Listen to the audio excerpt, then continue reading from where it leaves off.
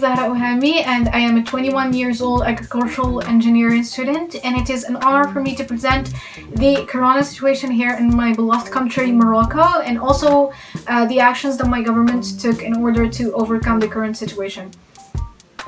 Well, as for the 8th May 2020, about 5,400 people have been infected, and unfortunately about 168 people have died. But in a more optimistic note, about 2,400 people have recovered, luckily.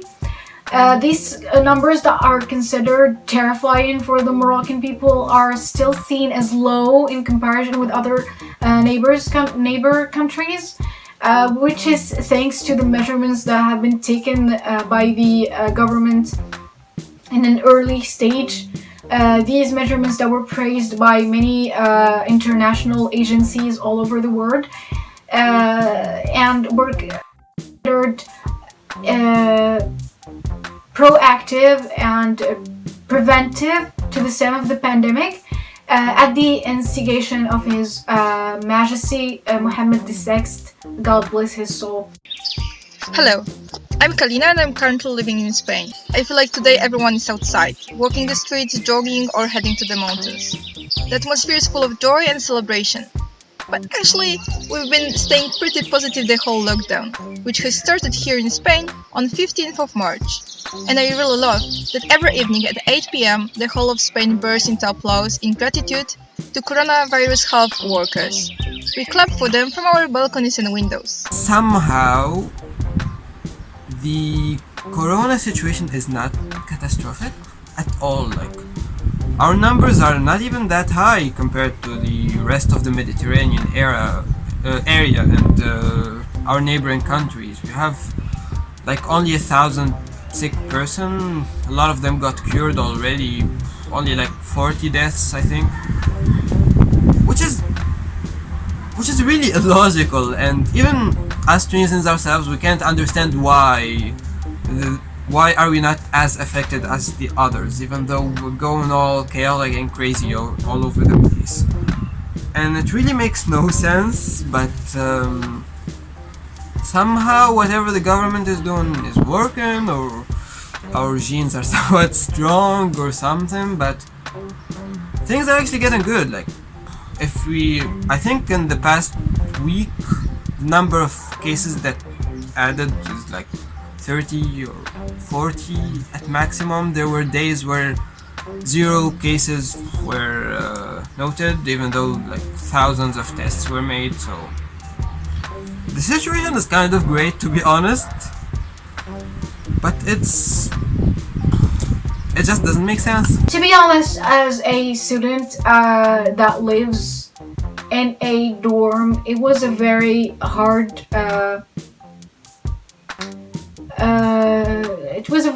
decision, because we had to move in back with our parents, and we could not take public transportations at the time because we were afraid. So many students have opted for the other option, which is calling their parents to come up pick them, and it was kind of a mess at first, but I think it was the best decision there was to be taken.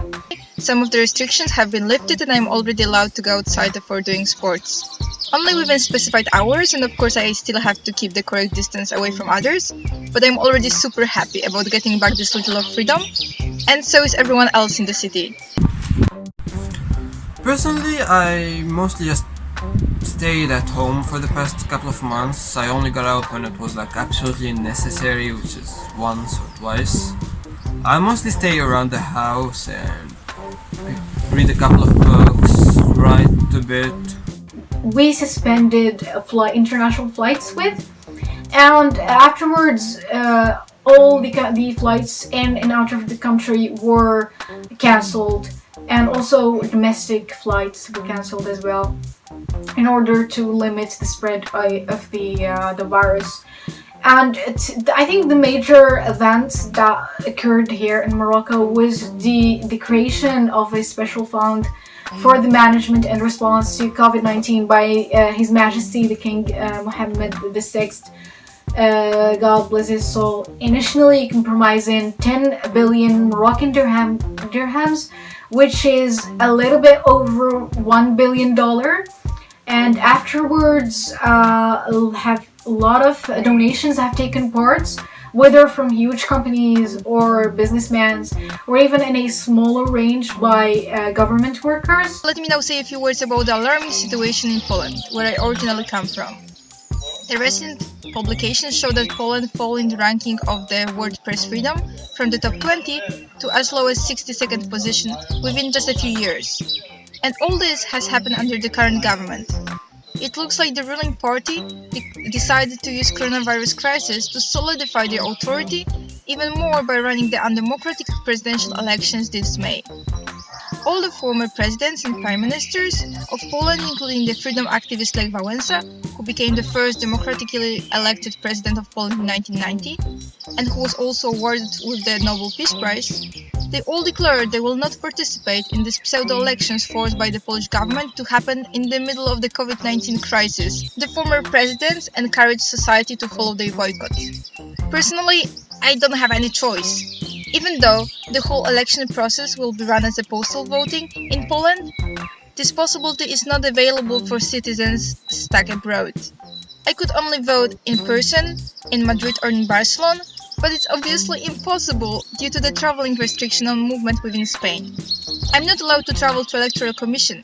So basically, the Polish government has withdrawn my voting rights granted by Constitution. The discrimination between the different regions I mentioned earlier. You see, almost like every country out there, the capital is one thing, the rest of the country is another. Like, we have Tunis and we have Tunisia, and it's like the difference is insane. It's mostly because like most of the economic activities and everything happens in the capital, which is really normal. It's like compare New York to the United States of America or Paris to the rest of France. Like, the difference is enormous. But the problem is in Tunisia is that there is an entire hierarchy between the different regions. Like, the more you get to the east and towards the north, the more you're lucky, you're more privileged, you're more liked. And if I'm to go back to that issue of racism and intolerance, even among Tunisians themselves, like, the more your skin is white, the luckier you are, the more liked you are. Well, after the announcement of the first corona case here in early March, a lot of national and international events were cancelled. Big events like the International Agricultural Salon that takes part in Meknes, which is considered a very important event here in Morocco, but also events on a smaller range, such as university forums, for example. And which was really heartbreaking for us, because we have been like working on them for about a year now as university students, but I'm sure better safe than sorry. The elections being run by totally unprepared for this Polish postal service without any procedures will significantly violate standards of democratic elections. First of all, the risk of irregulation and unfairness of elections increases a lot. Secondly, citizens' democratic equality is violated as the correspondence voting curtails the voting rights of many. It also puts in danger the health and safety of both citizens and members of election commissions. What Polish government is doing right now is simply unlawful and highly criticized by OSCE. But whoever tries to speak against it is being punished. The Polish prosecutor, Ewa Wrzosek, started investigation to check whether presidential elections during the coronavirus pandemic did not pose an epidemiological threat, but immediately after she started, the investigation was taken away from her and discontinued. And also, the disciplinary proceedings against her were launched. Concerning the coronavirus issue and the government we have here, I should first start with saying like the political scene we have here is one giant circus show. But I guess that's just politics and like it's bad everywhere. But one thing that makes Tunisia special is the president, because during the last presidential elections we elected, quote unquote, a man from the people for the people. The guy's entire electoral campaign was based on volunteer work and going to cafes to talk to the youth. So the guy was basically some kind of, I don't know, he was trying to be some kind of historical figure, some great guy who's come to save the nation or whatever. And he really bought into the role once he got into the position, so he's trying so hard to show himself as some kind of this noble historical figure that's trying to save the land and who cares about the poor, whatever. And like media is using every single opportunity to show that he's just an idiot who has no idea what he's doing. But actually that's not even my personal opinion. I kind of have some bit of respect for the guy, but not really, because every time he's trying to show that he's so noble and great and he cares about the poor, he ends up creating major catastrophe. Like in a recent event he tried to hang around some rural region, I think, and some guy told him that he was so poor he only had one egg left in his house or something, and so he came back with help. Like he returned to the castle, to the presidential palace or whatever, and he tried to, I don't know, to get as much resources and food and stuff as possible to bring it to this area. May I remind you, we're in a time of confinement, and the government even imposed a night curfew. He showed up in that very same area by night and ended up with people almost fighting to get that food and like crowding and crumbling over each other. And I can assure you, if a single person had the virus that day, at least 1,000 would have got it by now. So yeah, like it's almost like a big joke, and it's so outrageous and so unbelievable, and the entire political scene is just crazy, to be honest. Well, in the 13th March 2020, Morocco decided to cancel and suspend all educational activities in Morocco all over the country, as to keep students and pupils safe and limit the spread of the virus. To cover the violation of democracy, the government started debate about abolishing sex education from school and penalizing sex educators with as much as 3 years of imprisonment. The ignorance that comes from an obsession with the Palestinian cause from one side and, well, not getting yourself educated enough makes people mix between Zionists and Jews, and this causes a set of violent and hostile behavior against all Jews in this country. There is also the sub-Saharan students who come here to get a relatively decent education but end up getting harassed and called names just because their skin is black and their French is a bit broken, because of course Tunisians are so pretentious they think they can speak the best French in the world. And the list goes on and on and on. I'm not gonna even mention gender and sexual orientation, because we even have a law that gets you 3 years of prison for committing sodomy, and of course anything that gets beyond the binary is unaccepted. As I mentioned earlier, they perceive it as some kind of threat to their religion or to their faith whatsoever. There is even persecution against women and themselves, so that's like a whole other level.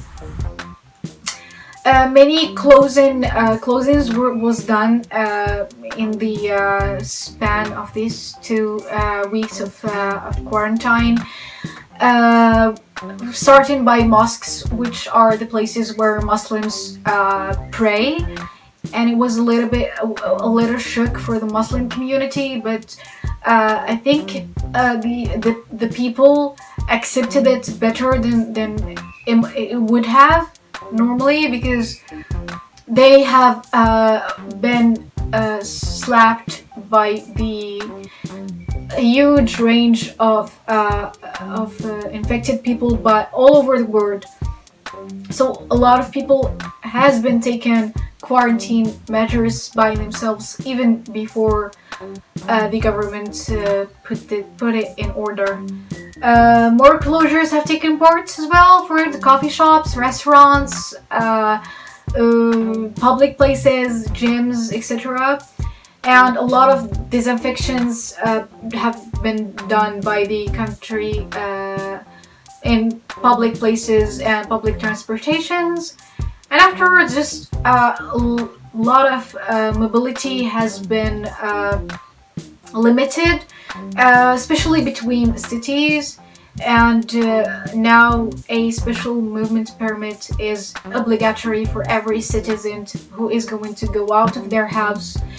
It needs to be delivered by the local authorization and also signed by it. And the citizen needs to specify the reason of his action, whether it's work or medical care or buying groceries. And this is one of the major actions in order to put quarantine into measures. A great majority of the people here have this kind of deep set fear of everything that's different, and they perceive it as some kind of threat to their religion-bound conservative identity and culture. Add to that the overly superficial educational system causing ignorance to spread even among the educated, and you get a horrible combination of simply outrageous acts of discrimination and persecution against all forms of minorities, and sometimes not even minorities but entire regions of the exact same country. In this note, I just wanted to specify that normally quarantine in Morocco was going to end in the 20th of April, but unfortunately it was extended into the 20th May. And so as Moroccan students, we are still waiting for the educational ministry to give us to tell us what are we going to do next, whether are we going to pass online exams or whether it's going to adopt other paths like many other countries have taken, and we are still waiting for that to happen. And I just wanted to specify that the Moroccan government has done all these actions and more with the fight of fake news, and it clocked down many people and YouTubers, influencers that has promoted wrong information about the coronavirus. Well, I just wanted to end the video by saying that, in my opinion, hard times are not about money or drought or even pandemics. They are about losing hope and losing spirit. So please stay sane. Try to keep your hopes up. This is going to end. There is always a light at the end of the tunnel, and stay at home, everyone. Thank you for your attention, and goodbye. I know the situation right now is pretty hard for everyone around the world, even here in a way, and we're probably gonna end up with an economic collapse everywhere, and that's not something to hope for. But no matter what happens, I'm pretty sure it will get better eventually. Like, humanity has been through this kind of stuff over and over and over again throughout history, and we just need to cling to hope. We need to adapt to whatever situation we end up with. And if the world ends, eventually let it end. If not, we'll just keep going and keep thriving. No reason to be depressed or stop moving forward or whatsoever. The time of coronavirus crisis in Poland is the time when we need international solidarity the most. Not to fight the virus even, but to protect democratic values and human rights.